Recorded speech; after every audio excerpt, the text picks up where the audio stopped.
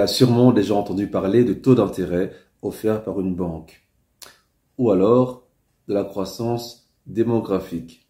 Ces éléments sont liés par un même principe mathématique. Allons le voir tout de suite. Bonjour à tous et bienvenue dans le programme scientifique de mathématiques. Nous allons voir aujourd'hui une leçon de 5e année secondaire ou 3e des humanités scientifiques. Le thème d'aujourd'hui sera les suites, précisément les suites arithmétiques. Les suites se divisent en deux parties. On a les suites arithmétiques et les suites géométriques. Nous commençons d'abord par comprendre ici les suites arithmétiques. Pour comprendre cela, je vais donner un exemple concret. Voici Kira. Kira est un roi. Ce roi aime beaucoup les bracelets, donc il les collectionne. Le roi Kira commence sa collection de bracelets au mois de janvier, avec 3 bracelets. Chaque mois, il va en avoir 3 de plus. Ce qui fait qu'en février, il en a 6. En mars, il en a 9. En avril. Et puis en mai, donc on sait qu'il aura à chaque fois 3 bracelets de plus. Donc on a 12 pour le mois d'avril. Et donc pour le mois de mai, on a 15 bracelets. Évidemment, tout le monde connaît la table de 3. Voici donc un tableau qui va résumer les résultats obtenus pour le nombre de bracelets par mois. Donc on sait que le premier mois, on a 3 bracelets. Au 5e mois, au mois de mai, on a 15 bracelets. On comprend très bien qu'on passe donc de 3 à 6 en faisant plus 3, de 6 à 9 en faisant plus 3, donc ainsi de suite. Chaque mois, on ajoute le nombre 3 au bracelet qui était déjà présent. Ce qui veut dire que au 6e mois, on va donc ajouter 3 à 15 du mois de mai. Donc 15 plus 3, ça fait 18. Ce nombre 3 va être appelé la raison. On a affaire ici à ce qu'on appelle une suite arithmétique, parce que le passage d'un terme au suivant se fait par l'ajout de ce qu'on appelle donc ici la raison R. Reprenons donc la suite arithmétique des bracelets de Kira et voyons ici comment donc écrire cette suite. Pour l'écrire, il nous faut l'indice n. L'indice n va nous montrer donc à quel moment on se trouve. Ensuite, on a un. Un représente ici les termes, c'est-à-dire le nombre de bracelets qu'on a chaque mois. Donc, pour passer d'un terme à un autre, on va utiliser ici la raison R. Pour retrouver un terme par rapport à son précédent, on va utiliser ici ce qu'on appelle la formule de récurrence. C'est-à-dire que je cherche ici U6. U6 va être trouvé à partir de U5, auquel on va ajouter bien sûr la raison R. On peut donc écrire que U6 va être égal à U5 plus R. De manière générale, on peut écrire que UN est égal à UN-1 plus R. Le N étant l'indice, donc on va dire actuel, et le N-1 étant l'indice précédent. On peut aussi écrire d'une autre manière. UN plus 1 est égal à UN plus R. Ici, le N plus 1 est l'indice suivant le N. Prenons maintenant un cas concret pour illustrer la récurrence. Donc, nous avons ici une suite avec un U1 qui est égal à 6 et une raison qui est également égale à 6. Le troisième terme ici vaut 18. On va chercher maintenant le quatrième terme, donc le terme suivant. U4 va donc être égal à U4-1 plus R, ce qui veut dire que U4 va être égal à U3 plus R, ce qui veut dire que U4 va être égal à 18 plus 6. et donc 24, évidemment.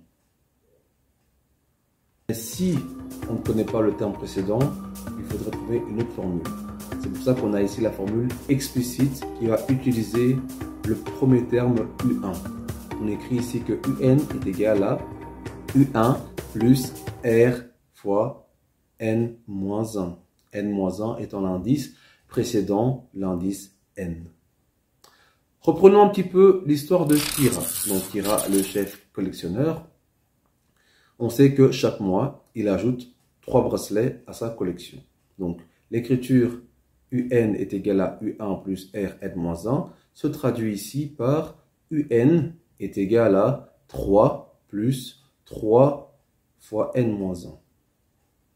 Ça veut dire ici qu'on peut trouver n'importe quel terme à partir de cette formule. Donc si je cherche ici le terme 7, donc U7 par exemple, ça va être égal donc à 3 plus 3 parenthèse N-1, c'est-à-dire 7 moins 1, donc 6. Ce qui nous donne au final, ici, U7 égale à 21. On a donc vu comment trouver un terme à partir de son précédent. Après, on a vu comment trouver un terme à partir de U1. Maintenant, on va un petit peu généraliser la formule ici en montrant comment trouver un terme à partir d'un autre terme, donc quelconque. On va écrire la formule suivante. UN est égal à UP plus R entre parenthèses N moins P. Le U1 ici a simplement été changé par UP. C'est donc une formule ici générale. Peux-tu retrouver des suites arithmétiques avec ce qu'on vient de voir? Voyons ça tout de suite. Donc, si on nous donne UN est égal à 4n carré, on peut écrire les 3 premiers termes, U1, U2, U3, et on remarque qu'il n'y a pas de passage logique entre U1 et U2 et U2 et U3. Donc, il n'y a pas d'addition, il n'y a pas de raison entre ces termes-là. Ça veut dire que la suite n'est pas du tout arithmétique. Prenons un autre exemple. On prend ici l'exemple de 3 nombres qui se suivent et on remarque ici que le passage d'un terme à l'autre est égal à 1 quart. Donc, on fait plus 1 quart pour passer d'un terme au suivant, ce qui veut dire qu'on a bien une suite arithmétique de raison 1 quart. Prenons un dernier exemple. Nous avons ici 32 moins 16 fois n, ce qui signifie simplement 16 fois n. Évidemment, le premier terme va donc être égal à 16, puis 32, puis 42. Ça veut dire que chaque terme est obtenu en ajoutant 16. C'est bien une suite arithmétique de raison 16. Je pense que tu es capable maintenant de faire des exercices. Donc, allons-y. On nous donne U5 qui est égal à 4 et une raison qui est égale à moins 3. Et on demande de trouver U15. On commence par écrire la formule générale. UN est égal à UP plus R fois N moins P. Ce qui veut dire que U15 est égal à U5 plus moins 3 fois 15 moins 5. On obtient alors que U15 est égal à 4 moins 3 fois 10. Ce qui donne très facilement U15 égale à 4 moins 30. Donc U15 est égal à moins 26. Je pense que tu es prêt à faire un second exercice.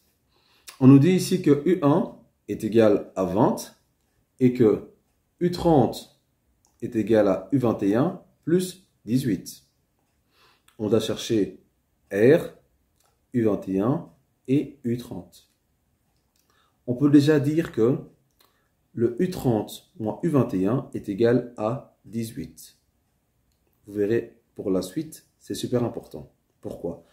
Parce que pour trouver la valeur de R, on peut simplement faire la différence entre deux termes qu'on divise alors par la différence de leurs indices. Donc ici, U30 moins U21 qu'on divise par 30 moins 21. Or, U30 moins U21 est égal à 18. Et donc, on obtient 18 divisé par 9, ce qui nous donne 2. La raison est donc ici égale à 2. Pour trouver U30, on peut utiliser la formule donc explicite avec U1 comme valeur connue.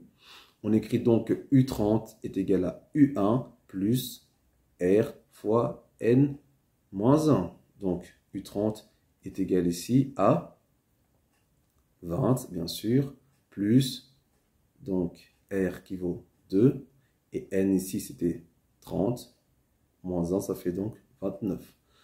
Ce qui nous donne alors un U30 qui est égal à 78. Pour trouver U21, on va utiliser la même formule, mais on va adapter évidemment les indices. Donc, on a U21 qui est égal à 20 plus 2 fois 20. On obtient alors U21 est égal à 60. Voilà, la leçon est terminée. Je pense que tu as bien compris le principe des suites arithmétiques. Nous allons nous retrouver donc pour une prochaine capsule qui traitera des suites géométriques.